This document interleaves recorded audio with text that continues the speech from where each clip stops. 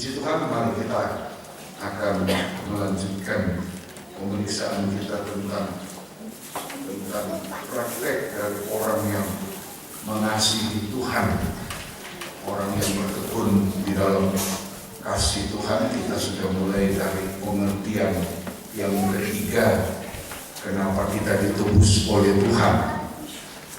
Kita ditebus oleh Tuhan, ada pengertian yang ketiga yang sudah beberapa bulan ini kita ulang-ulangkan, yaitu kita ditebus supaya kita tinggal di dalam kasih-Nya Tuhan. Tinggal di dalam kasih.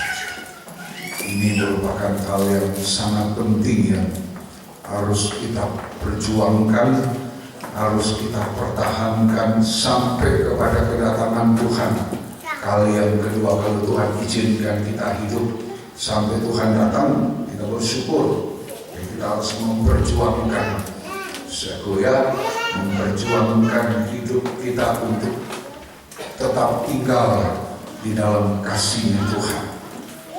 Sebab dalam salah satu tantangan kita, tantangan gereja Tuhan, tantangan secara global yang dihadapi orang Kristen, yaitu pada zaman akhir ini, karena kedurhakaan, dosa makin bertambah-tambah, maka kasih kebanyakan orang akan menjadi tawar atau menjadi dingin.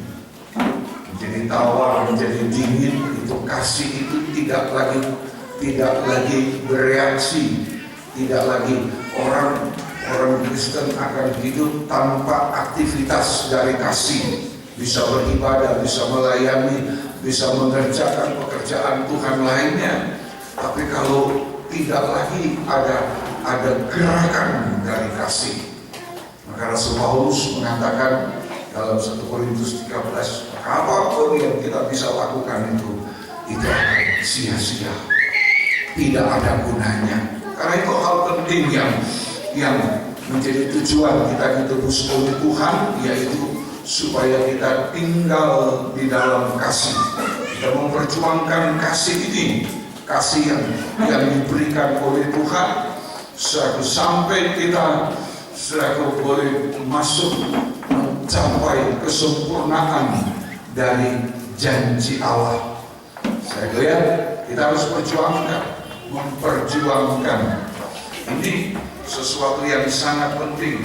Dalam suratan 2 Yohanes, mari kita lihat suratan 2 Yohanes. Suratan 2 Yohanes, hanya ada satu pasal. Kita membaca ayat yang ke-6. 2 Yohanes ayat yang ke-6. Dan inilah kasih itu. Inilah kasih itu, yaitu bahwa kita harus hidup menurut perintah. Ya, kita harus hidup. Perhatikan, inilah kasih itu. Inilah kasih itu, yaitu bahwa kita harus hidup menurut perintah-Nya. Yes? Dan inilah perintah itu. Ini kebalikannya. Tadi inilah kasih, yaitu kita harus hidup menurut perintah-Nya. Sekarang kebalikannya. Dan inilah perintah itu, yaitu bahwa kita harus hidup di dalam kasih, sebagaimana telah kamu dengar dari Tuhan.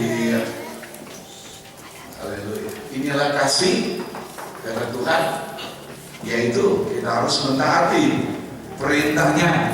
Kita harus mau melakukan firman-Nya, apapun risikonya. Kalau itu adalah firman, sebagai bukti dari kasih kita kepadanya, setelah itu kita harus melakukan perintah-Nya. Dan inilah perintah-Nya, inilah perintah itu, yaitu kita harus hidup di dalam kasih. Karena itu tadi saya mengatakan, zaman akhir ini, sementara dosa yang akan makin bertambah-tambah menciptakan kedurhakaan, pemberontakan, perlawanan di mana-mana, pemberontakan saat itu dimulai dari dalam nikah, pemberontakan itu ada dalam ibadah, ada dalam tahbisan kita kepada Tuhan. Sementara pendurhakaan itu makin bertambah-tambah, itu kasih kebanyakan orang menjadi tawar. Saya lihat menjadi dingin. Haleluya. Sementara keinginan Tuhan adalah inilah kasih, yaitu kita harus mentaati perintahnya. Inilah perintah, yaitu kita harus hidup di dalam kasih. Karena itu tadi saya mengatakan, kita ditebus untuk tinggal di dalam kasih. Itu artinya kita harus memperjuangkan, berjuang untuk bisa tetap tinggal di dalam kasih Tuhan. Tuhan tidak memaksakan kasih ini kepada kita. Karena itu dalam Yohanes pasal 3 ayat 16, karena besar kasihnya kepada dunia, dia berikan anaknya menjadi korban, sehingga siapa yang percaya, siapa yang mau percaya kepada korbannya, wujud dari kasih Allah, pengorbanan Yesus, mengutus Yesus anaknya dari sorga datang ke dalam dunia menjadi korban, itu adalah wujud dari kasih Allah. Tapi Allah tidak memaksakan itu. Barang siapa percaya, itu ada kata, barang siapa percaya, maka dia akan memperoleh hidup yang kekal. Sebagai hamba Tuhan, saya menganjurkan, mengingatkan, mari kita memperjuangkan hidup kita ini untuk bisa tinggal di dalam kasih. Ini perintah Tuhan. Ada perintah, ada orang mau mentaati, tapi ada orang tidak mau. Terserah, ini perintah, tapi andai kata orang itu tidak mau, Tuhan tidak akan memaksa. Saya lihat, hanya dia harus siap menanggung risikonya, saya menanggung akibatnya di zaman akhir.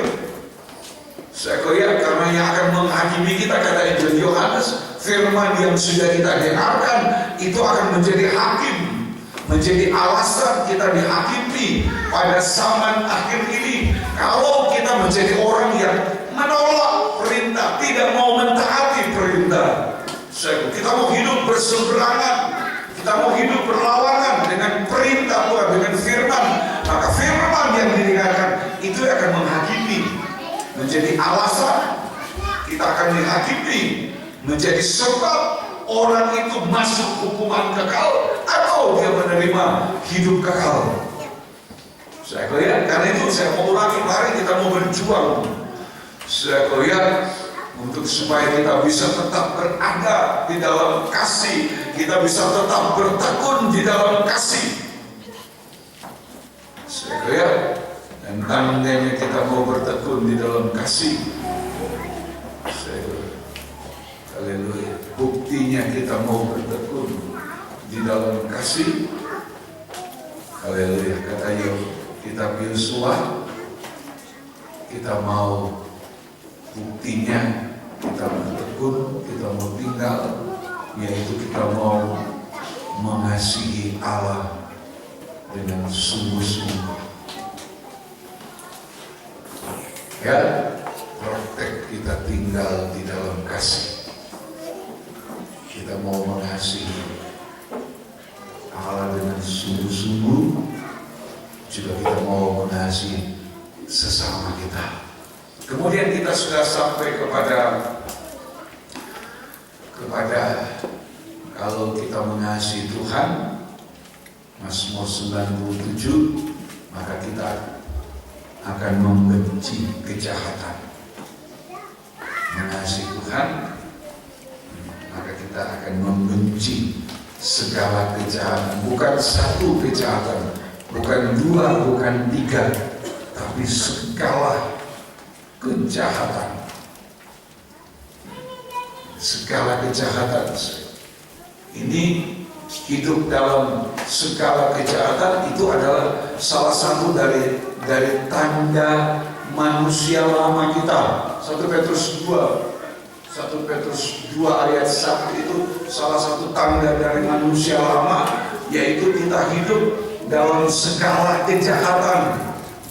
Orang yang mengasihi Tuhan, dia harus membenci segala kejahatan.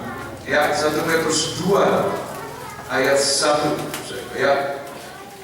Karena itu buanglah segala kejahatan. Ya, ini 1 Petrus 2 dimulai dengan ayat 1. Buanglah segala kejahatan. Ini ada 5 tanda manusia lama kita. Saya lihat ada 5 tanda manusia lama. Yang pertama adalah Suatu manusia lama itu adalah orang yang hidup dengan segala kejahatan. Dia Rasul Paulus dalam surat Efesus, dia serakah hidup dalam segala kejahatan. Itu artinya dia serakah dengan segala macam kejahatan. Kejahatan apapun dia akan lakukan. Dia tidak akan puas. Dia merasa tidak ada damai kalau tidak melakukan kejahatan. Hatinya akan merasa puas kalau dia sudah melakukan kejahatan, apapun kejahatan itu. Ini yang berbahaya. Itu tanda dari manusia lama kita hidup dalam segala kejahatan. Yang kedua, segala tipu hidup muslihat dalam segala tipu muslihat. Yang ketiga, dan segala macam hidup dalam kemunafikan. segala macam kemunafikan. Kedengkian Yang keempat, hidup dalam segala macam kedengkian. dan fitnah. Yang kelima, hidup dalam segala macam fitnah. Bagian Bidstock itu sudah mulai di sini. Praktek menjadi manusia baru, praktek menjadi orang yang mengasihi Tuhan. Dia akan membuang 5 tanda. Dia akan meninggalkan. Dia akan bersedia disucikan dari 5 tanda manusia baru. Saya untuk menjadi seperti bayi yang baru lahir, kata 1 Petrus 2 ayat 2, ya, menjadi orang yang mengasihi Tuhan. Orang mengasihi Tuhan, dia membenci segala kejahatan, ya. Dan kita sudah sampai kepada Amsal pasal yang ke-6 ayat 17, ayat 16 sampai 18. Ada 6 hal yang dibenci oleh Tuhan, bahkan ada 7 perkara yang menjadi kekejian di mata Tuhan.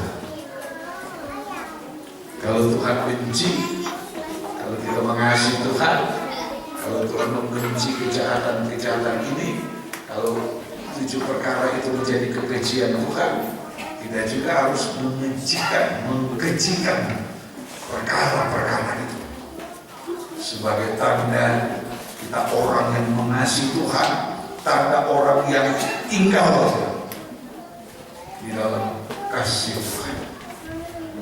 Ya, ini harus menjadi tanda. Bukan berarti kalau kita sudah melayani Tuhan, orang melayani Tuhan itu tanda orang mengasihi Tuhan. Ya, haleluya. Tetapi orang yang tidak mengasihi Tuhan juga bisa melayani.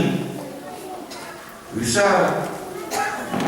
Orang yang mengasihi Tuhan, dia akan membenci segala kejahatan. Itu harus kita ingat. Kalau kita mau mengasihi Tuhan, satu dengan kasih yang benar, porsi yang benar, ukuran yang benar, maka kita harus membenci apa yang dibenci oleh Tuhan.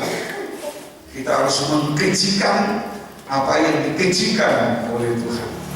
Harus begitu. Jangan kita mengaku kita mengasihi Tuhan, tapi apa yang tidak disukai Tuhan, malah itu yang kita sukai. Kita mengaku mengasihi Tuhan, tapi apa yang dibenci oleh Tuhan, malah itu yang kita kasihi. Kita mengaku mengasihi Tuhan, apa yang dilarang oleh Tuhan, malah itu yang kita lakukan. Bukan begitu orang mengasihi Tuhan. Bukan seperti itu orang yang tinggal di dalam kasih Tuhan. Orang yang tinggal di dalam kasih Tuhan, sehari-harinya dia berada di dalam pengaruh dari kasih Tuhan. Sehari-hari saya lihat dia berada di dalam pengaruh dari kasih Tuhan. Seperti sebuah alat listrik. Saya lihat saudara punya televisi di rumah, seluruh rangkaian alat-alat di televisi itu begitu dihidupkan, itu semuanya terkait dengan aliran listrik. Jadi sehari-harinya saya umpamakan kalau itu pesawat televisi, Saya tidak ada bagian di sana yang tidak terkait dengan aliran listrik. Karena dia punya kaitan antara satu alat, satu elemen, satu bagian dengan bagian yang lain. Dia punya keterkaitan satu dengan yang lain oleh listrik. Saya lihat ada aliran listrik. Kalau tidak ada, satu saja menjadi rusak, akan ada gangguan. Ya, ada satu rusak, akan ada gangguan yang terjadi. Begitu aliran listrik diputuskan, pesawat televisi tidak akan hidup. Kalau kita tinggal dalam kasih itu menjadi motor, menjadi sentral, maka sehari-harinya seluruh anggota tubuh kita itu ada keterkaitannya dengan kasih. Gitu.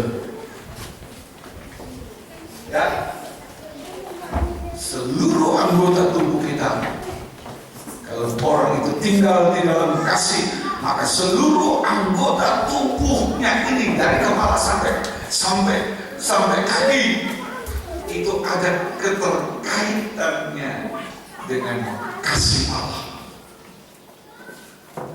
Itu sebabnya begitu satu anggota tubuh terputus dari kasih, maka anggota tubuh itu akan jatuh dalam dosa. Ya, anggota tubuh itu akan jatuh dalam kejahatan. Karena orang mengasihi Tuhan, dia akan membenci kejahatan. Kasih itu menjadi sentral, kasih itu menjadi kekuatan, menjadi daya, menjadi power dalam hidup kita. Saudaraku, untuk membenci segala dosa, membenci segala kejahatan. Itu kasih.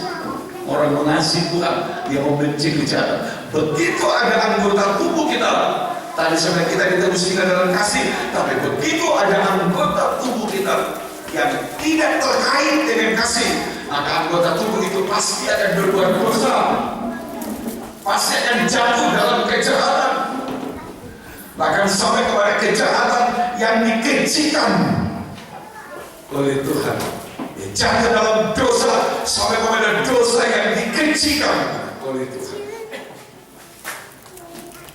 Kasih itu sentral. Karena itu kita berbahagia kalau kita tahu bahwa kita ditebus ini supaya bisa tinggal di dalam kasih Tuhan.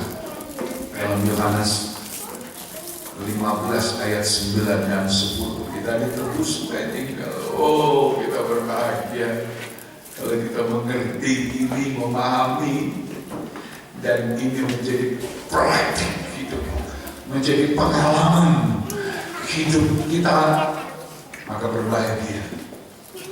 Sebab kasih ini akan menghindarkan kita dari dosa, dari kejahatan. Kasih ini akan melingkupi kita. Kasih ini akan memelihara. Kasih ini suatu kekebalan yang Tuhan berikan, imunitas istilahnya, satu kekebalan yang Tuhan berikan, sehingga orang itu tidak bisa melakukan dosa.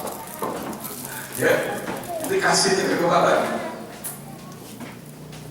Sehingga, haleluya, satu kekebalan yang Tuhan berikan. Makin kita mengasihi Tuhan, makin kita membenci dosa. Haleluya, makin kita jauh dari Tuhan, jauh dari kasih-Nya. Itu akan membuat orang itu walaupun secara sadar dia akan melakukan dosa, dia akan melakukan kejahatan walaupun sadar. Itulah ya, itu berharganya. Kita bisa tinggal di dalam kasih Tuhan. Kita tinggal di dalam kasih Tuhan, kita akan menerima pengakuan dari Tuhan. Haleluya, puji Tuhan. Dan kita akan mampu mengadakan satu pengakuan kepada Tuhan, seperti pengakuan dari mempelai kekasihku aku punya, aku kepunyaan kekasihku. Itu kata King Agung. Itu orang yang tinggal di dalam kasihnya Tuhan. Sehari-harinya akan ada saling pengakuan. Ya, itu terjadi. Itu akan membuat hidup ini itu tidak kering, tidak gersang. Sekalipun kita masih dihadapkan kepada begitu banyak persoalan di dalam dunia ini, kita menghadapi keadaan dari dunia ini, kita menghadapi gonjang-ganjing dari dunia ini, kita menghadapi berbagai gonjang-ganjing amalan dalam gereja Tuhan, menghadapi berbagai persoalan dalam gereja Tuhan. Sekalipun kalau ada kasih ini, kasih dia akan membuat kita selalu dekat. Kasih dia akan membuat kita selalu merindukan dia, dekat dengan dia. Saya haleluya. Kalau di dalam perjanjian lama, dalam kali saya terangkan, kalau orang berbuat dosa, zaman Taurat dia harus membawa binatang korban untuk dipersembahkan. Untuk dipersembahkan sebagai penghapus dosa. Binatang korban yang dipersembahkan, kemudian lain dari korban itu adalah mendekat. Kita didekatkan, kita mendekat kepada Allah. Dan itu yang dilakukan oleh Yesus dengan korbannya. Dia menggenapi seluruh persembahan korban di zaman Taurat dikenalkan di dalam dirinya. Dia dikorbankan. Untuk apa? Bukan sekedar penyelesaian. Korban itu menjadi penyelesaian dosa, tapi supaya keadaan kita didekatkan. Pengertian dari korban. Yesus mengorbankan dirinya, tubuhnya dihancurkan supaya dosa kita diperdamaikan. Tapi kata korban bukan sekedar menyelesaikan. Makanya jadi orang Kristen jangan hanya puas, Tuhan terima kasih oleh korbanmu saya sudah ditebus, saya sudah diperdamaikan. Tapi kemudian orang yang mengaku sudah ditebus, sudah diselamatkan oleh korban, hidupnya jauh dari Tuhan, jauh dari rencana, jauh dari kesetiaan, jauh dari ketekunan, jauh dari ketaatan kepada firman. Karena dia cuma puas merasa dia sudah ditebus oleh korban. Itu memang betul, korban yang menebus, menyelesaikan, memperdamaikan segala dosa. Tapi apa artinya ketika saya hidup dalam dosa, Yesus datang memperdamaikan dosa saya, tapi kemudian saya jauh dari Tuhan, jauh dari rencana, jauh dari kehendak, jauh dari ketaatan. Untuk apa? Tapi untung artinya dari mempersembahkan korban, salah satu pengertiannya adalah membawa kita dekat, mendekatkan, membawa keadaan kita dekat dengan Allah. Kita tidak jauh, sehingga makin hari, kalau dalam bagian besar kita sedang periksa Efesus 2:13 mulai, yang jauh didekatkan oleh darah Yesus. Itu harus diingat, disatukan oleh darah Yesus menjadi satu manusia baru. Itu gereja Tuhan yang dijadikan tubuhnya. Tubuh itu begitu dekat dengan kepala, hanya disatukan oleh leher. Itu arti dari korban, itu arti dari penebusan, itu arti dari kita ditebus supaya kita bisa tinggal di dalam kasih Allah. Kita didekatkan, kita menjadi tubuh manusia baru. Tapi kita menjadi dekat untuk apa? Supaya satu waktu kita yang dekat ini disatukan dengan Dia sebagai kepala. Dan yang menyatukan itu leher. Ada leher. Sekarang kita dekat, tubuh dekat. Hanya tinggal tunggu waktunya. untuk kita disatukan dengan Dia sebagai kepala, sebagai raja di atas segala raja, sebagai mempelai laki-laki surga. Haleluya. Kita ditebus, tinggal dalam kasih, kita ada dekat. Tapi itu tujuan dari kita ditebus. Dia mengorbankan diri supaya kita dekat. Kita didekatkan.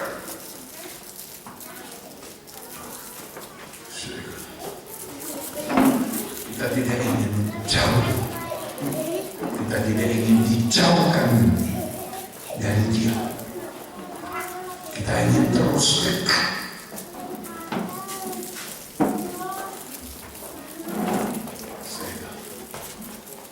Kita harus merasa seperti itu dalam hubungan kita dengan Tuhan, dalam ibadah, dalam pelayanan, dalam pekerjaan Tuhan lainnya. Kita harus merasa dekat, jangan jauh. Ya, kita tinggal dalam kasih-Nya supaya kita dekat. Supaya dekat, kita tinggal supaya dekat. Jadi saya bilang, ya, haleluya. Gitu dekatnya kita dengan Dia, sehingga setiap getaran dari kasih Allah itu akan mengaliri, akan mempengaruhi, akan menghidupkan seluruh anggota tubuh kita ini menjadi hidup. Dan barulah hidup itu, barulah tubuh kita ini. Kalau kita yang tinggal dalam kasih Allah, tadi saya ulangi, kita akan mengalami aliran kasih, menggetarkan, menghidupkan seluruh anggota tubuh. Barulah tubuh kita itu layak dipersembahkan sebagai korban yang hidup kepada Allah. Coba Roma 12 ayat 1. Jadi kita lihat, mempersembahkan tubuh sebagai korban yang hidup. Kalau mau hidup bagaimana kalau jauh dari kasih, jauh dari getaran sentralnya kasih? Itu yang menggetarkan, yang menghidupkan, yang membangkitkan gairah, semangat, kekuatan. Ya, Roma 12 ayat 1. Karena itu saudara-saudara, demi kemurahan Allah, aku nasihatkan kamu supaya kamu persembahkan tubuhmu sebagai persembahan hidup yang kudus dan yang berkenan kepada Allah. Itu adalah ibadahmu yang sejati. Sekarang bagaimana kita mau mempersembahkan tubuh kita ini sebagai persembahan yang hidup? Kalau kita ini jauh, kalau kita ini tidak tinggal di dalam kasih Allah, kasih itu motor penggerak sentral. Saya ulangi lagi. Kalau tanpa kasih semua mati. Ibadah kita kering, pelayanan kita kering, mati. Persembahan pengorbanan kita juga sia-sia, kering. Kata 1 Korintus 13. Sekalipun jangankan kita memberi seluruh harta kita, memberikan tubuh dibakar. Kata Rasul Paulus, kalau tanpa kasih itu kering gitu, cuma persembahan yang kering. Tubuh kalau dibakar jadi apa? Kering. Kita lihat ada kebakaran, orang terjebak dalam kebakaran, tubuh yang hangus terbakar, kering.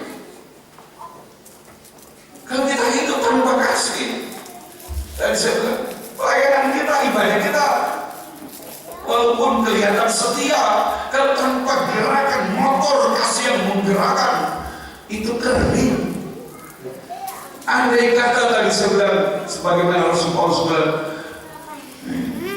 lebih dari kita mempersembahkan, menyerahkan seluruh harta kita, kita berikan tubuh kita dibakar. Hasilnya cuma tubuh itu kering, bukan hidup. Itu sudah persembahkan seluruh tubuh, apalagi cuma setengah-setengah.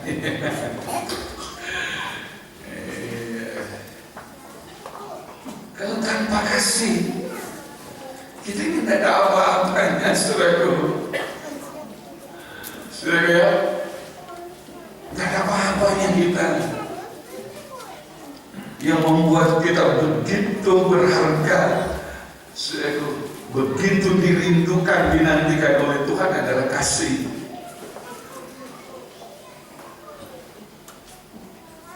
Kalau kita hidup dalam kasih,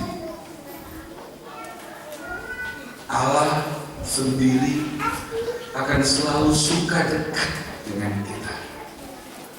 Kita akan selalu suka dekat dengan Tuhan.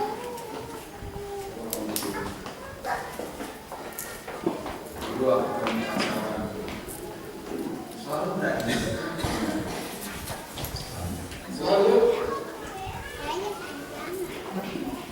memang begitu. Kita akan selalu dekat. Rasanya kamu jauh, rasanya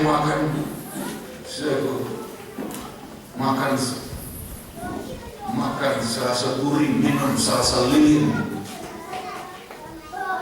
Jauh dari orang yang kasih. Karena orang itu dalam kasih, dia selalu tinggalkan. Betul nggak kamu tahu? Belum. Kamu itu belum kan? Betul itu. Demi dia aku rela berkorban. Gitu. Tapi memang begitu. Memang getaran kasih begitu, saudara. Iya. Saya tanya sama orang yang orang-orang tua yang seolah-olah sama begitu kok. Saya cuma tanya sama orang muda. Iya. Begitu kita hidup tinggal dalam kasih, Tuhan akan selalu ingin dekat dengan kita. Kita akan selalu ingin dekat dengan Tuhan. Dan kita ingin jauh-jauh.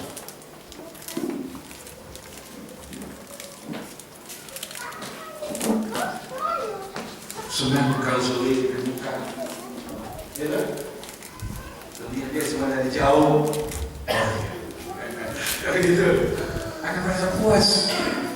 Begitu, secara sekali begitu, apalagi secara rohani. Kami punya cucu seorang, Rere. Dia begitu dekat dengan saya dari umur 3 bulan. Ketika dia habis, ada yang bisa hentikan. Saya hentikan cuma dengan kata-kata saja. Saya bilang, karena ini rumah saya, oma mana? Yang penting dia sudah tahu ada. Kadang-kadang dia lari-lari. Sampai sekarang, begitu saya dekat, sama itu.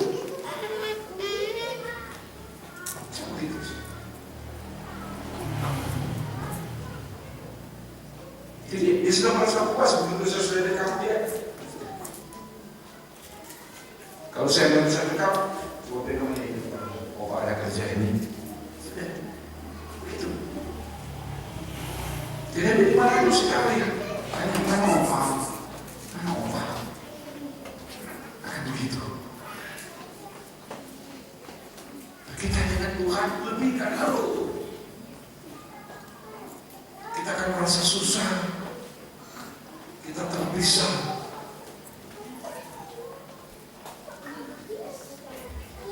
Karena itu orang tinggal dalam kasih dekat, dibawa dekat dengan Tuhan. Itu tujuannya. Tujuan yang ketiga kita ditebus. Nah, kita sudah sampai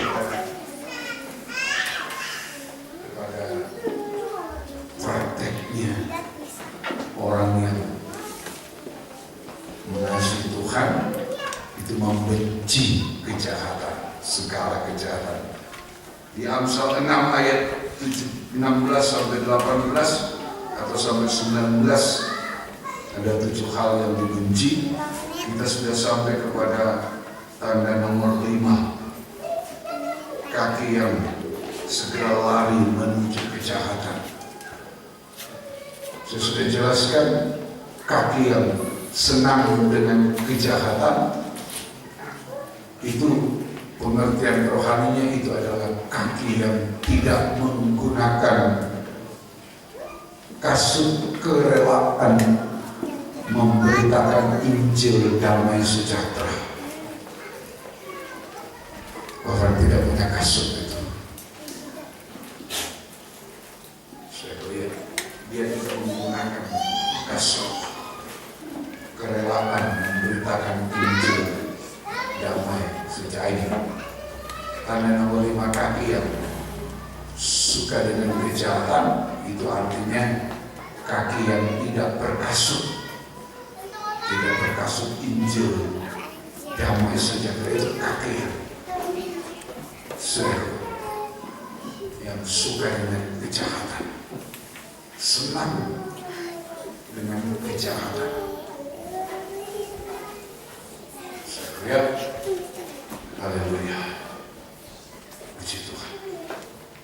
Nah, kaki yang tidak menggunakan kasut ini saya bilang, itu dia kan.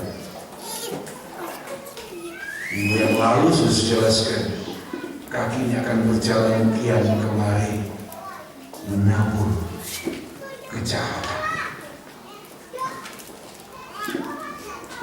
Saya lihat menabur kejahatan yang pada akhirnya orang ini akan, kakinya sendiri itu akan diremukkan oleh kejahatan yang dia tahu sendiri. Ya, itu akan terjadi. Kemudian kaki yang tidak berkasut atau kaki yang suka dengan kejahatan, selain kaki itu tidak berkasut, itu pengertian yang kedua. Kita masuk sedikit ke yang kedua, kaki yang suka dengan kejahatan. Itu pengertian yang pertama, kaki yang tidak berkasut Injil damai sejahtera. Sekarang yang kedua atau B? Ya, B itu adalah kaki yang suka dengan kejahatan. Itu bicara tentang kelakuan hidup yang salah, yang menyimpang, kelakuan hidup dari orang kafir. Ya, kelakuan hidup orang yang tidak mengenal Allah. Sebab orang yang mengenal Allah, orang yang percaya, Tuhan beri dia kelengkapan senjata Allah, yaitu kasut Injil damai sejahtera. Tapi kalau kaki itu adalah suka dengan kejahatan, itu pengertian yang kedua, itu adalah bicara tentang kelakuan hidup yang salah. Itu kelakuan hidup orang kafir, orang yang tidak mengenal Tuhan. Orang Kristen, kalau dia orang percaya, itu dia adalah orang Kristen yang berkelakuan orang yang tidak mengenal Tuhan.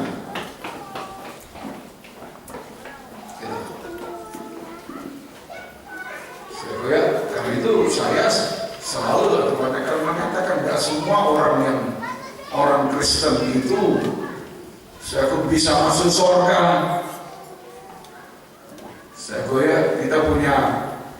Kita jadi orang agama Kristen karena kita mengikut Kristus.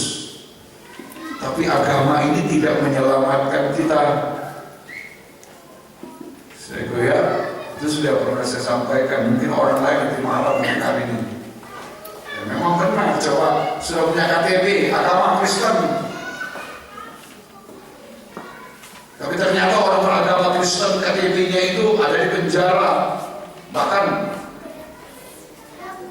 yang lalu sudah dieksekusi karena kejahatan narkoba. Yang sudah berapa yang orang Kristen yang lalu yang dieksekusi. Tapi KTP-nya kan Kristen, agama Kristen. Makanya saya bilang agama Kristen tidak menyelamatkan. Ajaran tentang Kristen, ajaran tentang Kristus, kalau dilakukan, dipahami, dimengerti, dikenal, dilakukan, itu yang menyelamatkan.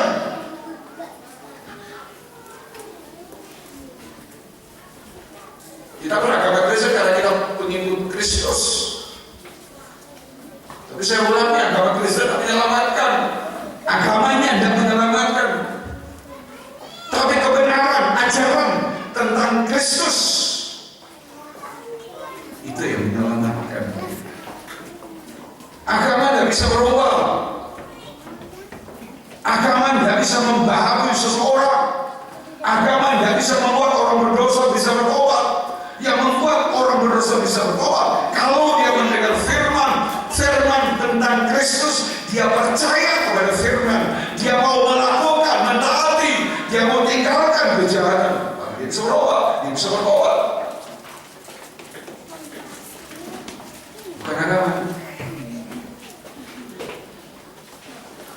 Karena itu tadi saya bilang, pengertian yang kedua dari kelakuan hidup, dari kaki yang suka kepada kejahatan itu adalah kelakuan hidup yang salah, kelakuan hidup yang menyimpang, kelakuan hidup orang kafir, orang Kristen tapi hidup secara kafir.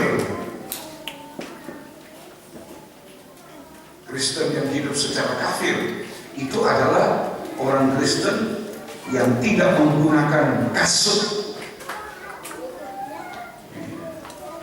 Itu adalah orang Kristen yang suka dengan kejahatan. Kita mau baca. Saya lihat kelakuan hidup yang salah itu harus ditinggalkan, harus berubah. Saya lihat kalau kita mendengar firman pada kesempatan kita berubah. 1 Petrus 4 ayat 1 mulai.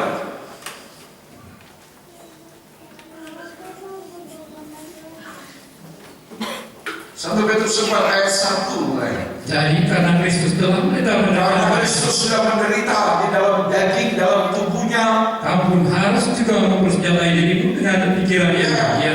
Daging tubuh kita juga harus dipersenjatai dengan suatu pikiran yang sama. Hari Kamis kita bicara tentang kita harus punya pikiran, perasaan seperti yang ada pada Kristus.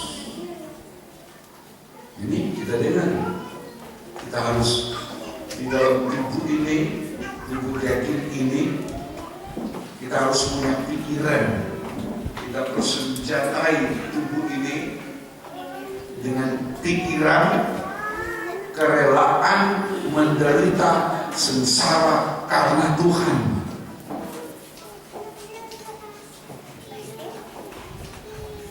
Bukan menderita sengsara karena dosa dan kerelaan. Kalau memang Tuhan mau, kalau memang kehendak Tuhan, ya kita menerima dengan rela. Saya lihat kita menerima dengan rela seperti jemaat di Tesalonika. Mereka menerima firman Allah dengan rela, sekalipun disertai aniaya, penindasan, kesengsaraan. Mereka menyambut firman dengan sukacita. Sadar itu kehendak Allah. Sadar walaupun mereka merindu firman, cari firman, berjuang untuk cari firman. Saya lihat itu suatu hal yang sangat baik. Tapi di dalam perjuangan itu mereka mengalami sengsara, aniaya, penindasan. Mereka tidak mundur. Mereka menerima dengan sukacita. Beda dengan kita orang Kristen modern. Begitu sosial, mau ibadah, hujan gerimis, puji Tuhan, Tuhan tahu kita nyata sehat. Udah, nggak jadi ibadah. Sudah siap melayani. Cuma kan satu hal yang kecil terus nggak jadi. Si Tuhan tahu. Nggak ada perjuangan, nggak ada kerelaan untuk menanggung sengsara karena kehendak Tuhan. Nggak ada. Kalau kita semua mau melayani dengan suasana yang senang, menyenangkan, beribadah dengan suasana yang lancar saja, tidak ada proses, tidak ada perjuangan. Saya ragu, apakah orang itu punya iman enggak? Apakah orang itu hidup dalam kasih enggak? Kalau kita cuma mau melayani karena senang, kita beribadah karena senang, nggak ada halangan, nggak ada rintangan.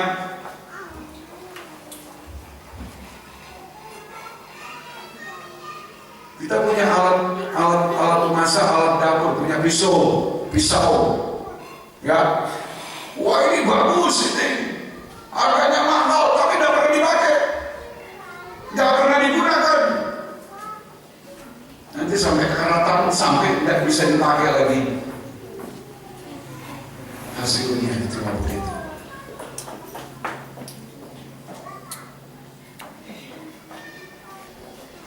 Mungkin pisaunya kita, pisau dapur itu kualitasnya kurang bagus.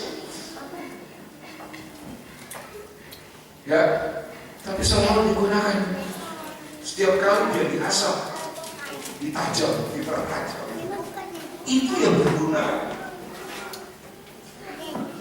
Sekalipun kualitasnya pisau itu besinya kurang bagus, tapi karena dimanfaatkan, digunakan.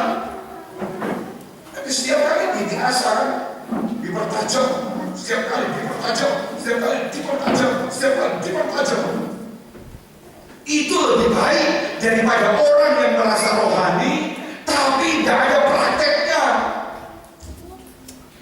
Orang merasa tahu tapi tidak ada prakteknya, tidak ada guna. Lebih baik. Tadi saya bilang pisau itu apa? Di rumah punya pisau kan? Biar tidak terlalu bagus terus kita biasa. Bertajam.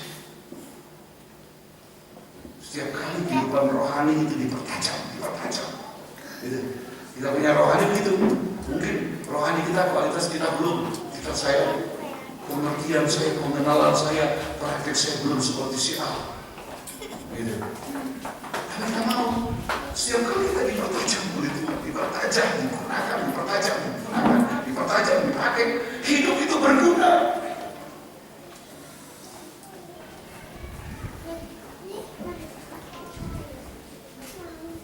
Ya. Berguna untuk Tuhan, berguna untuk orang lain, berguna untuk pembangunan tubuh Kristus. Saudara, haleluya. Yesaya bilang, telinga kami dipertajam setiap pagi. Jadi setiap kali dipakai, dipertajam itu kan yang luar biasa. Itu yang kita mau. Setiap kali kita diasah, kualitasnya ditingkatkan. Dari pisau yang kumpul kan, dipertajam, kualitas lagi tajam. Mungkin yang orang yang punya pisau itu bilang begini, wah ini cuma besi biasa, cuma tajam. Kayak begitu, tajam, kayak dipertajam. Itu kita kirakan Tuhan. Setiap kali kita diasah oleh Tuhan. Nah pisau kalau mau diasah, makin hari dia makin berkurang. Ya. Asal berkurang. Makin lama nanti kelihatan ujungnya menghilang, tapi makin lama makin baru. Bagian atas ini sudah kelihatan coklat kelihatan, tapi begitu dia diasah ujungnya tajam. Ini diperbaharui. Kalau pisau itu mau terlihat sakit.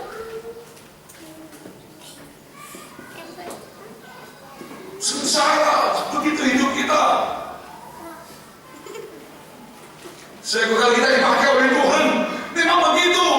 Kita setiap kali diasah, terasa sakit. Tapi harus tahu, ketika kita diasah, dipertajam, tujuannya adalah supaya kita lebih dipakai, kita lebih dimuliakan, kita lebih diangkat, kita lebih ditinggikan. Itu tujuannya. Kita lebih berguna. Ya ini saudara tersebut. Karena Kristus sudah menderita badani, kita harus punya pikiran itu, supaya kita punya kualitas hidup, kualitas rohani yang dari waktu ke waktu kita bertumbuh sampai sama seperti Yesus. Kita diizinkan menjadi bagian sengsara karena kehendaknya Tuhan. Dan kita diam seperti pisau yang diasah. Kita diam. Terserah siapa yang punya pisau, berapa lama dia mau mengasahnya, berapa lama dia mau mempertajam. Ya.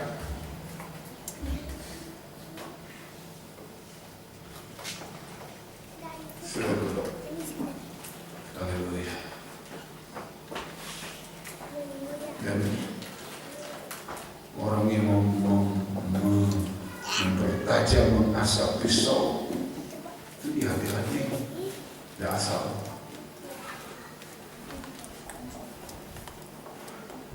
Coba kalau tukang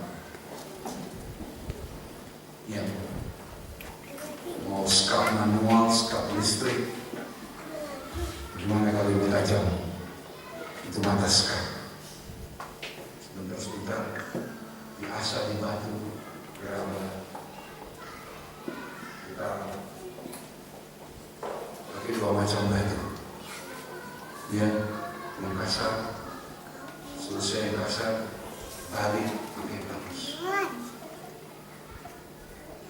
Sampai tukang merasa ini sudah layak digunakan. Begitu kita di hadapan Tuhan. Orang yang rela punya pikiran mempersenjatai, melengkapi dirinya dengan pikiran yang sama dengan Kristus.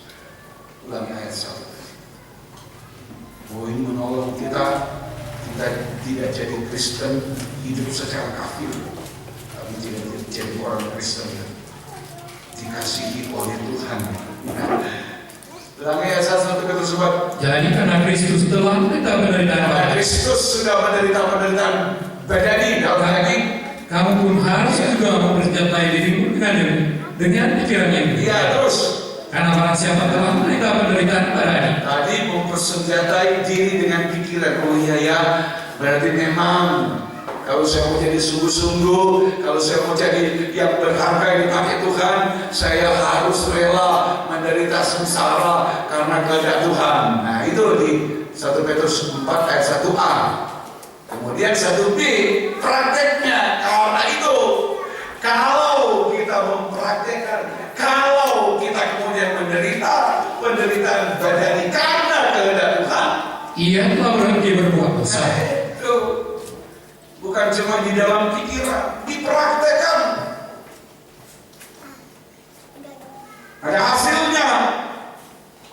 Saya kira orang Kristen yang hidup secara kafir, dia bisa berubah, dia bisa berhenti berbuat dosa, dia tidak akan melanjutkan hidupnya dengan kelakuan hidup yang salah, dia tidak akan berjalan terus dengan kelakuan hidup yang serong, yang menyimpang. Dia tidak menyimpang. Jadi berhenti berbuat dosa. 2. Supaya waktu yang sisa, Supaya waktu yang sisa ini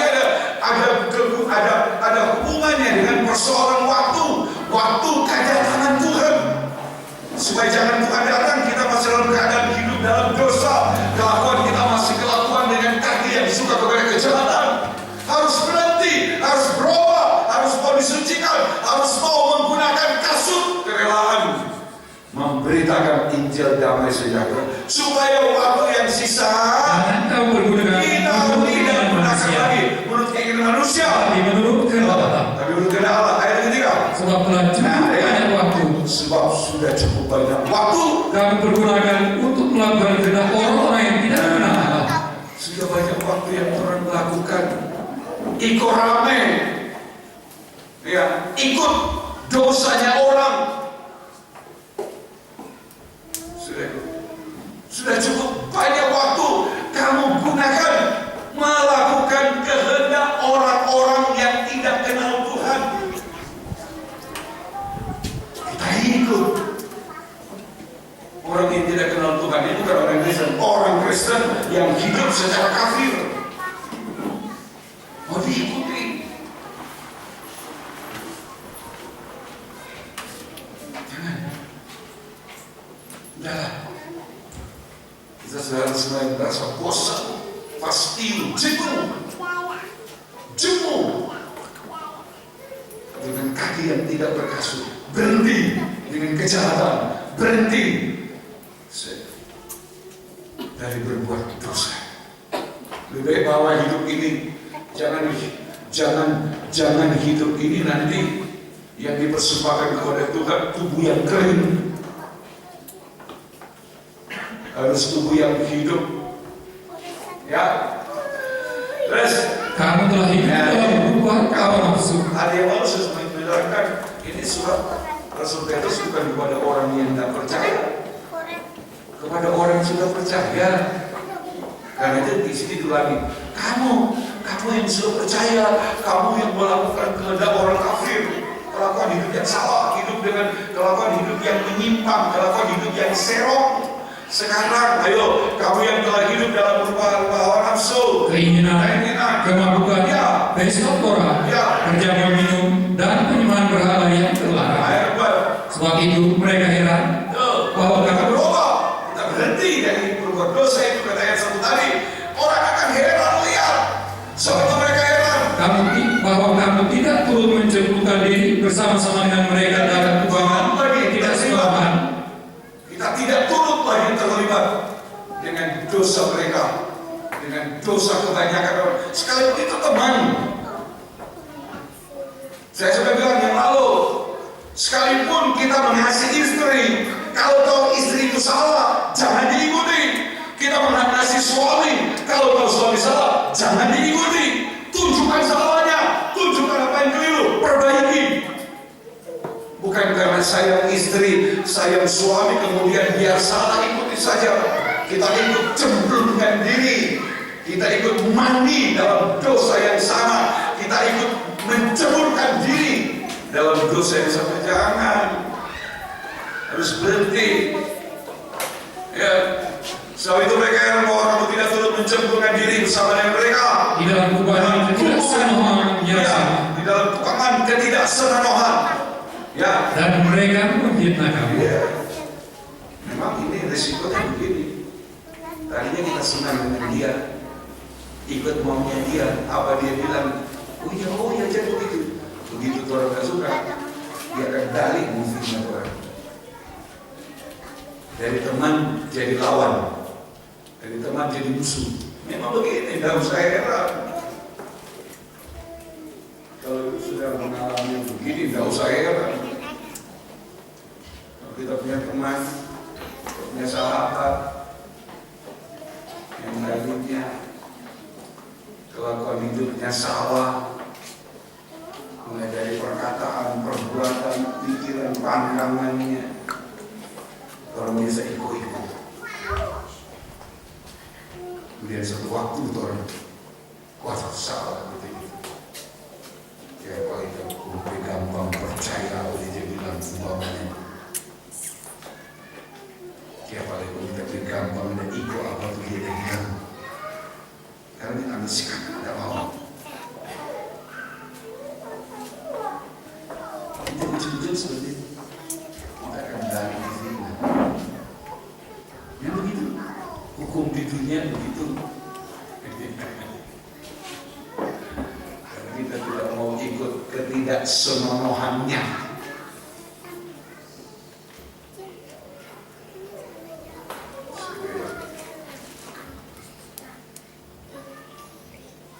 Dulu beberapa tahun yang lalu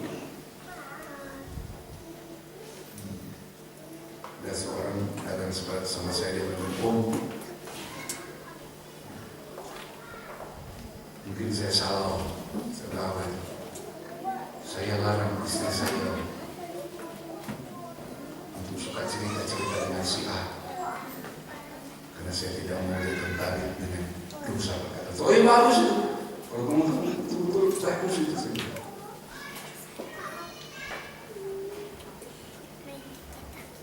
Lebih baik begitu daripada terbalik dengan dosa orang, dengan ketidaksenonohan orang. Lebih baik begitu, kita menjaga kaki kita, langkah kaki kita supaya tetap berkasut.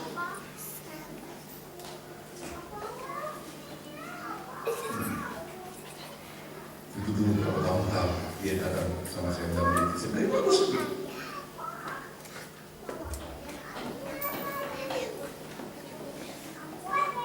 Kalau rumah, kalau sakit lebih baik mencegah daripada mengobati, gitu kan? Nah kita cegah daripada terlanjur sakit itu, dan dicegah dulu.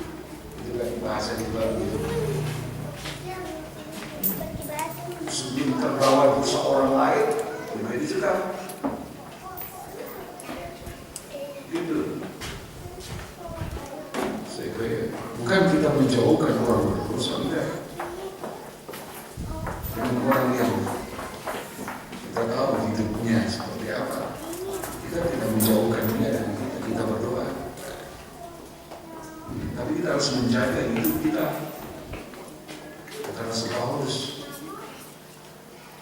pesan kepada Timotius, awasilah dirimu, awasi juga ajaranmu. Kita tidak menjauhkan. Kalau ada kita tahu dosa, kita berdoa. Kita tidak jauh, tapi kita jaga batas, jaga jarak. Itu lebih baik.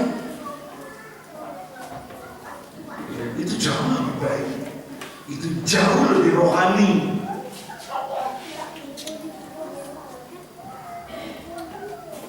Daripada rame-rame, dekat, tapi kemudian dalam dosa. Saya hargai suami itu yang waktu itu bilang sama saya, yang begitu.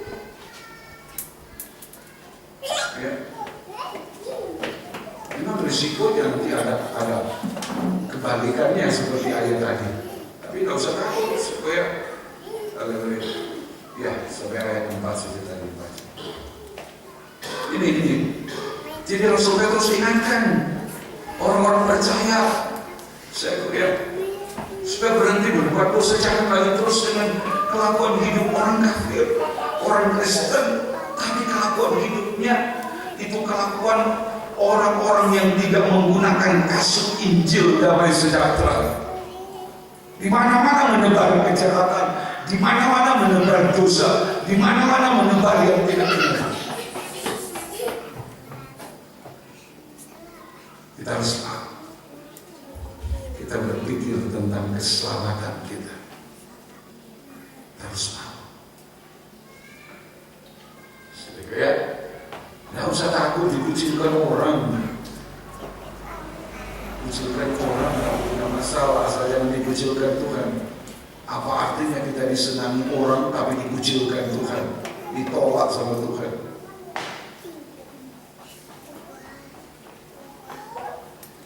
Kalau kita hanya mau cari hormat manusia, apa artinya kita cari hormat, dihormati manusia tapi tidak dihormati oleh Tuhan? Buat apa? Ya, yang kita cari kan kehormatan Tuhan.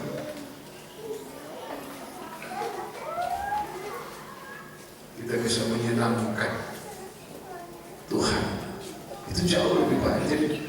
Jadi lakukan hidup yang salah, arti dari kaki yang suka oleh kejahatan, itu arti yang kedua dari kelakuan hidup yang salah. Saya lihat kelakuan hidup dari orang kafir. Nah, kelakuan hidup yang salah tadi, kelakuan hidup yang menyimpang, kelakuan hidup orang kafir. Sekarang prakteknya. Tadi B besar, kelakuan hidup yang salah, arti dari kaki yang suka dengan kejahatan. Sekarang praktek dari kelakuan hidup yang salah. Ya, prakteknya. Yang pertama atau A kecil, kelakuan praktek dari kelakuan hidup yang salah, prakteknya sekarang A kecil, perjalanan hidup yang pincang, serong, pincang. Perjalanan hidup yang pincang, yang serong. Pincang atau serong ini gambar dari kehidupan yang tidak ada keteguhan, tidak ada pendirian terhadap hal yang benar. Tidak ada. Orang tidak ada pendirian terhadap hal yang benar. Sebentar-sebentar kebenaran itu bisa dikorbankan. Ya, pincang. Tidak ada keteguhan atas hal yang benar. Kehidupan yang mudah mengikuti kepada hal yang salah. Terbincang gitu. Orang itu gampang ikut kepada yang salah. Tidak ada pendirian yang benar. Kita harus belajar punya kasut Injil Damai Sejahtera. Itu pendirian atas apa yang benar. Kasut Injil Damai Sejahtera. Kita harus punya pendirian yang benar atas yang benar, atas kebenaran. Nah, pincang itu adalah gambar kehidupan orang yang anak Tuhan yang tidak ada pendirian yang benar. Serong, ya, serong, pincang. Saya lihat, kalau dalam hal hubungan dengan Tuhan, ini orang yang dalam hubungan dengan Tuhan ini orang pincang ini adalah orang yang menduakan Tuhan. Saya lihat orang yang menduakan Tuhan. Ini orang yang suka menduakan Tuhan. Ini yang tidak boleh. Saya lihat. Coba kita lihat satu contoh, 1 Raja-Raja 18.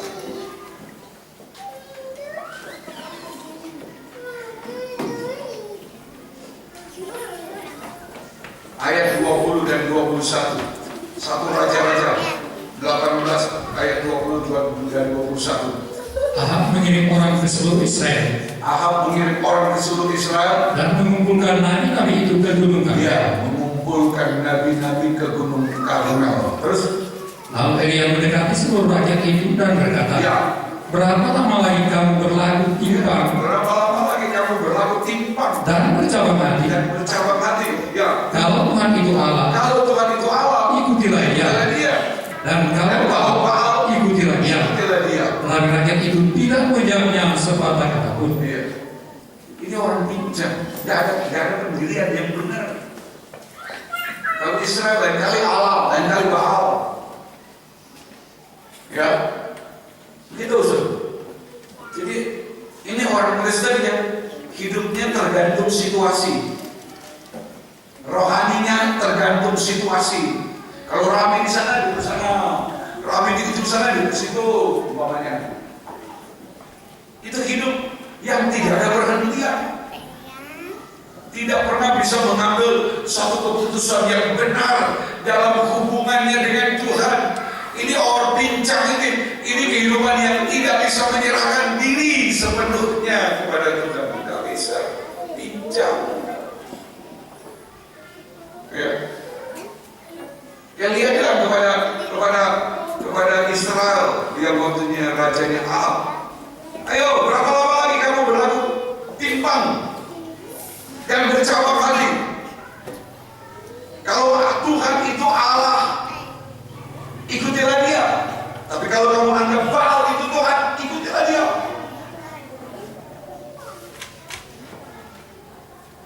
Jangan dicampur.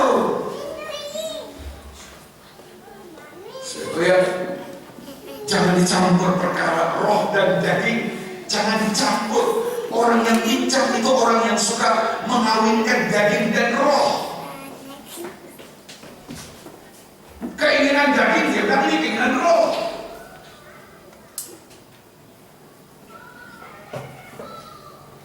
Ya. Ini orang pincang ini. Ini kelakuan diri yang salah, mereka ini jalannya pincang.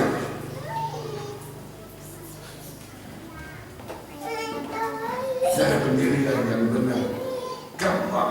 Gampang terbawa dengan dosa orang lain, gampang terseret dengan kesalahan orang lain. Kita harus tegas lewat pengajaran firman. Kita harus bertindak benar. Kalau iya, katakan ya, tidak ya tidak.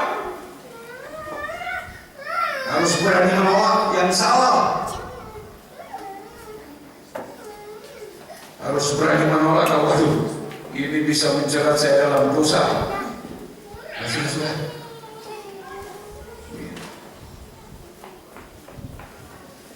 Saya dengan istri saya lain kali kalau bercerita, wah ini cerita ini bisa saya lihat, wah ini bisa jadi marah. Saya sudah berhenti, sudah teruskan cerita ini. Gak usah cerita lagi, dan jangan cerita lagi.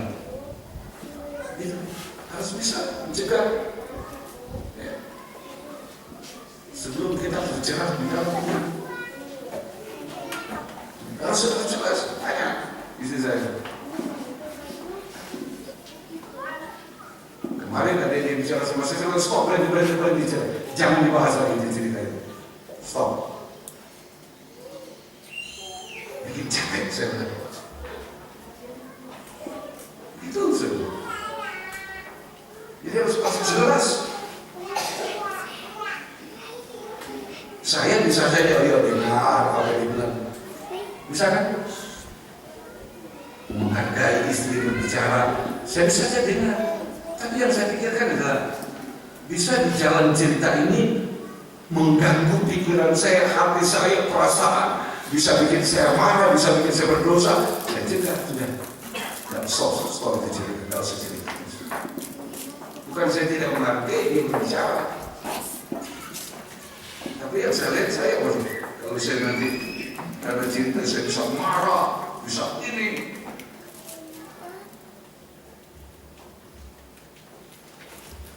Sedangkan lain kali kalau terhadap anak-anak, dia yang lebih berbicara. Dapat nanti kita berbicara, jangan saya katanya. Namun bukan begitu. Jadi harus kita tahu. Ya. Saya dengan hamba Tuhan saya bercerita lain kali, sudah, nggak usah dibahas lagi cerita lain. Saya nggak usah dibahas lagi. Ya mungkin karena dia begini, kita doakan saja. Dan kalau saya mau cerita, ya sudah kita doakan saja. Dari waktu yang begitu berubah, dia berkurang, jadi ceritanya berhenti. Mereka sudah tahu kalau sudah begitu, ceritanya berhenti.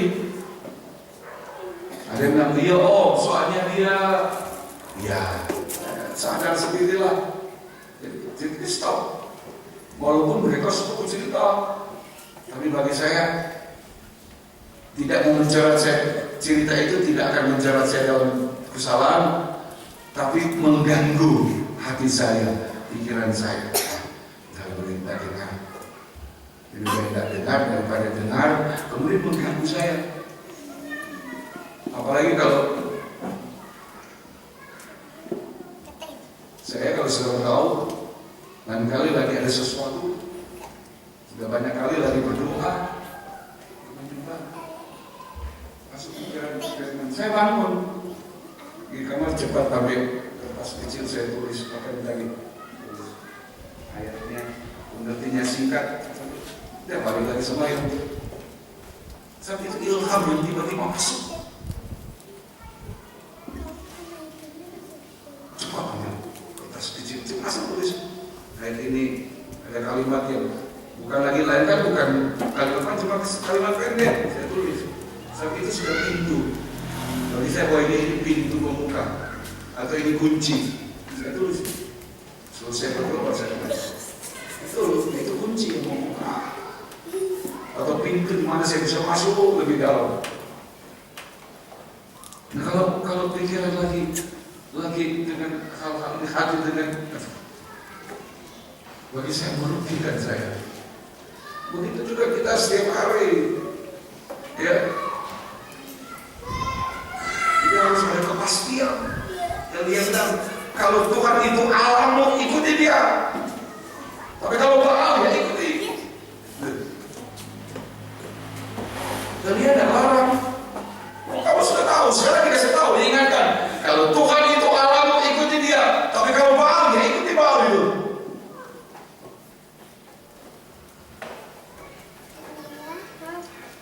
Pincang itu juga sama dengan jemaat Laodikia, tidak dingin, tidak panas. Ya, tidak dingin, tidak panas, lau-lau, suam-suam kuku. Itu dibenci Tuhan.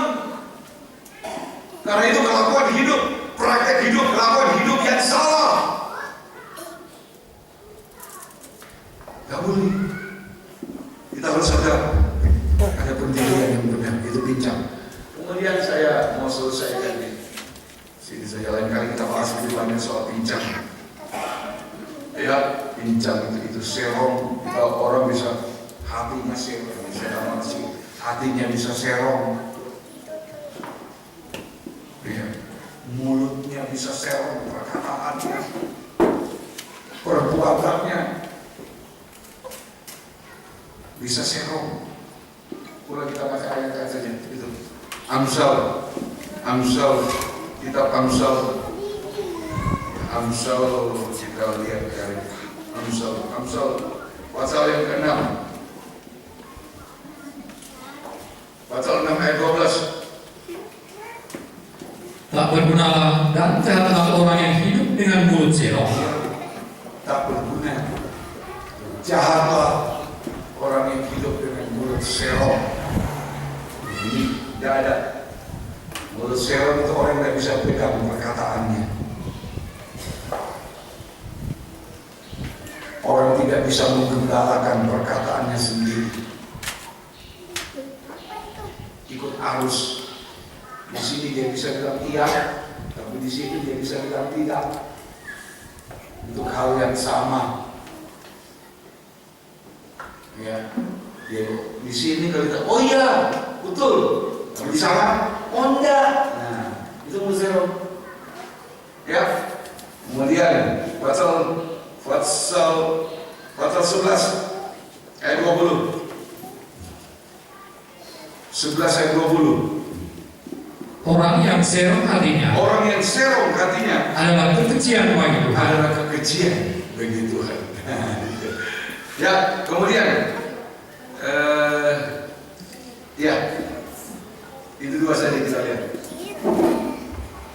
Sekarang kita mau ke praktek yang kedua dari kaki yang tidak berkasut. Ya, itu kaki kelakuan hidup yang salah atau yang serong. Tadi praktek yang pertama adalah pincang. Sekarang yang kedua, lumpuh. Kelakuan hidup yang salah itu prakteknya. Yang pertama tadi pincang. Itu ada pincang. Yang kedua lumpuh. Lumpuh, wah ini. Pincang itu masih berjalan ya. Walaupun jalannya lain kali benar, lain kali tidak benar. Itu pincang.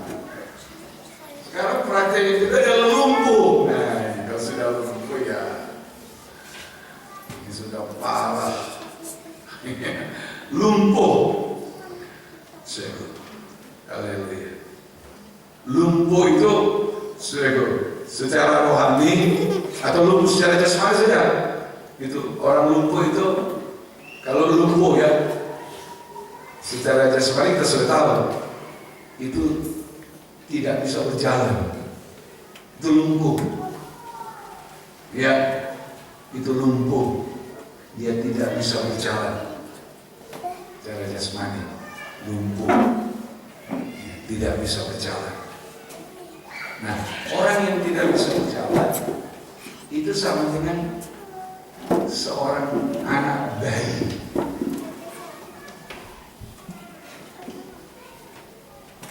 Anak berapa orang berjalan?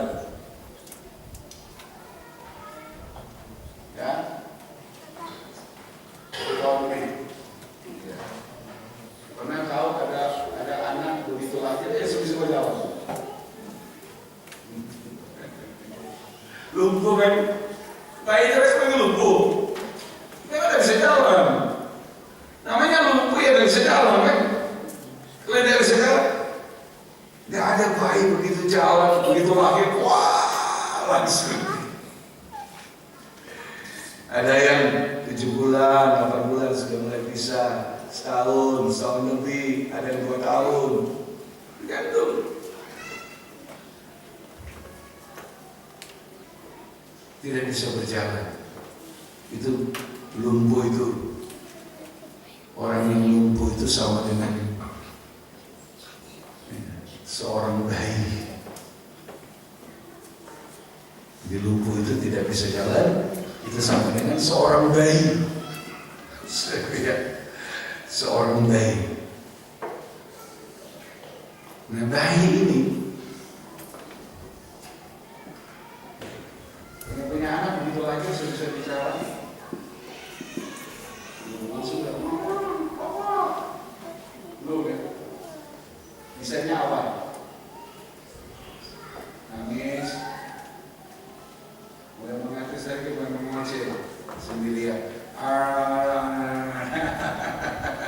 Kristen lumpuh juga begitu. Orang yang kelakuannya hidup salah, praktek hidupnya bukan cuma pincang, tapi lumpuh. Lumpuh itu nggak bisa berjalan. Itu secara jasmani.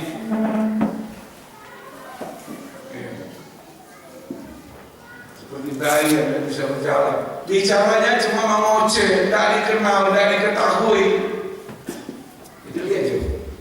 Orang kalau mulai bicara macam-macamnya tidak benar. Ini lumpuh ini. Ini praktek dari lumpuh, kaki lumpuh. Makanya jangan suka bicara yang benar. Ya, harus suka bicara yang benar. Bicara yang benar, bicara yang bisa didengar. Ngerti ya? Lalu baik aja mengoceh orang muntah. Dia tentang apa? Anak-anak. Kalau dia lagi tidur sendiri, semuanya bisa main mengoceh. Orang tua yang terjemahkan sendiri.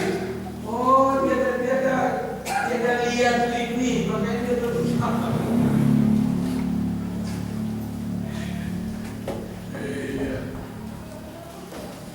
Orang tua yang menerjemahkan, baiknya yang mengoceh sendiri di ayunan atau di tempat tidur. Benar nggak betul dong? Itu loh kayak seperti baik. Jadi tidak bisa berjalan, bicaranya yang tidak bisa dimengerti, artinya yang tidak ada kebenarannya. Jadi kalau orang suka bicara yang tidak ada kebenaran, itu baik, itu lumpuh secara rohani. Kalau secara jasmani bisa jalan, secara rohani dia cuma seperti bayi.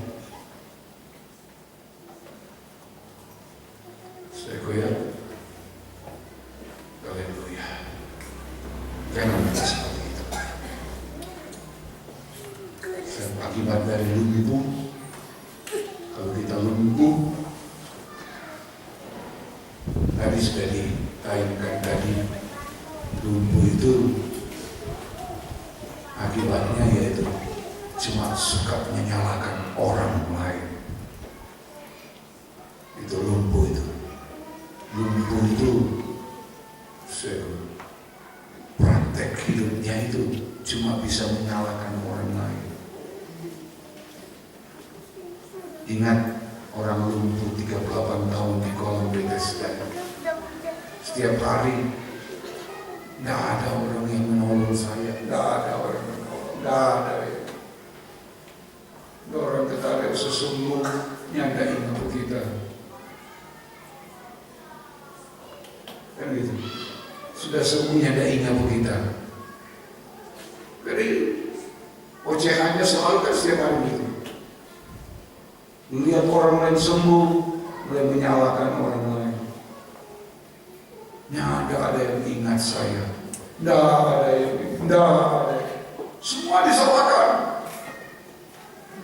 Orang lumpuh itu cuma menyalahkan orang lain. Selanjutnya ada selain menyalahkan orang lain. Nah ini orang lumpuh itu orang yang tidak dewasa rohani, tidak dewasa rohani. Itu lumpuh, cuma menyalahkan orang lain tanpa dari rohani tidak dewasa. Ada lagi terus. Nah ini yang parah adalah kalau kita lumpuh, kita tidak bisa masuk Yerusalem baru. Tidak bisa mencapai Yerusalem baru. Saat Ibrani 12 mau kesana ke Yerusalem, kita harus datang ke Bukit Sion. Ada lagu mendaki ke Bukit Sion. Bagaimana orang lumpuh mendaki Bukit Sion? Iya, seperti itu. Itu mah dirubah. Kelakuan hidup yang salah ya dirubah. Ya, kembali kepada serahkan hidup ini untuk menerima kasih Injil damai sejahtera. Bapak jangan biarkan, jangan tunggu kaki itu sudah dipatuk ular, baru mau berubah. Jangan tunggu kaki sudah dipatuk ular, baru mau cari perdamaian. Ya masih dapat kalau udah sempat.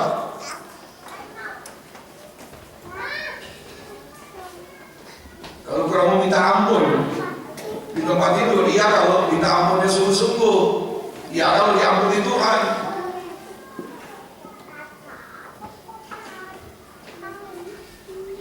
Orang yang sudah sekarat bukan asal Tuhan ampuni kita berdosa.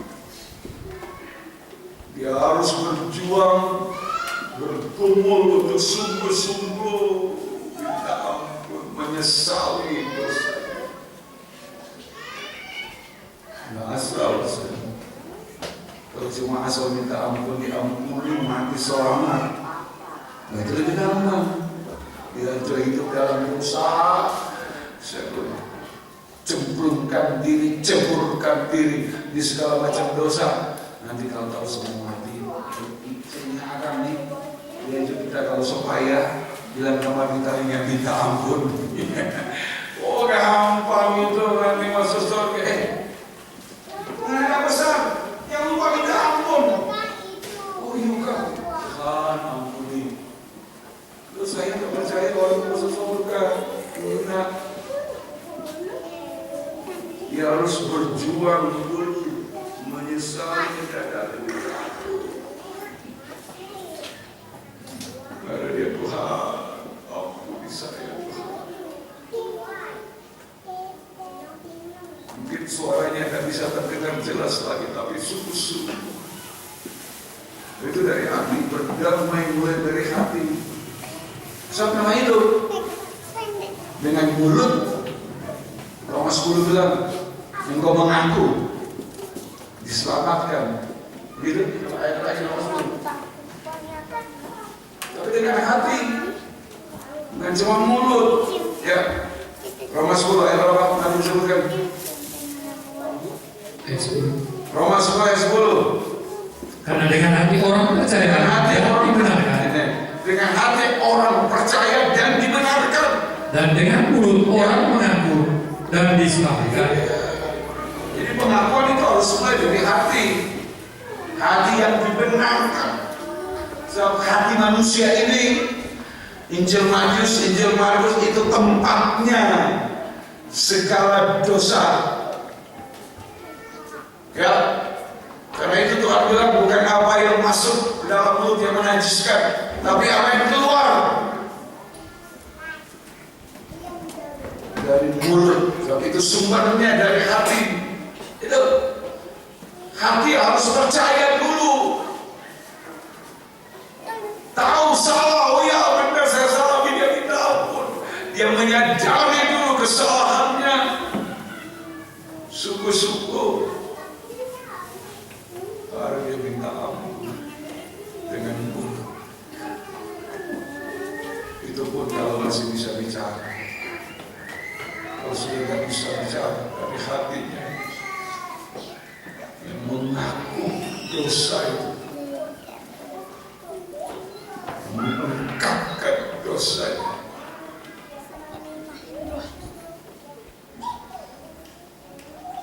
Lalu dia berseru dari dalam hati.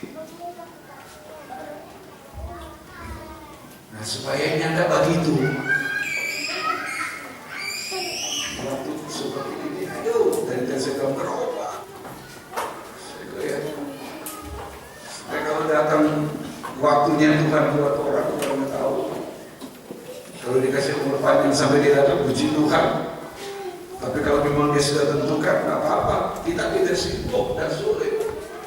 Karena kita sudah hidup, sudah dipersiapkan. Kita sudah menyiapkan diri. Setiap hari kita hidup dalam kedamaian. Setiap hari kita hidup merendahkan diri, mengaku. Setiap hari kita hidup dalam pengampunan. Setiap hari kita dibenarkan oleh Tuhan. Ketika waktunya Tuhan datang, tidak ada masalah. Mau lewat sakit, mau lewat apapun, tidak ada masalah. Karena hidup itu memang sudah di tangan Tuhan. Tapi kalau masih dikasih umur panjang seperti orang hari ini, gunakan perpanjangan umur. Jangan hidupmu sama dengan orang-orang yang tidak mengenal Allah. Jangan hidupmu melakukan kehendak orang-orang yang tidak mengenal Allah. Tapi persenjatai dirimu dengan pikiran Kristus supaya kita bisa berhenti berbuat dosa.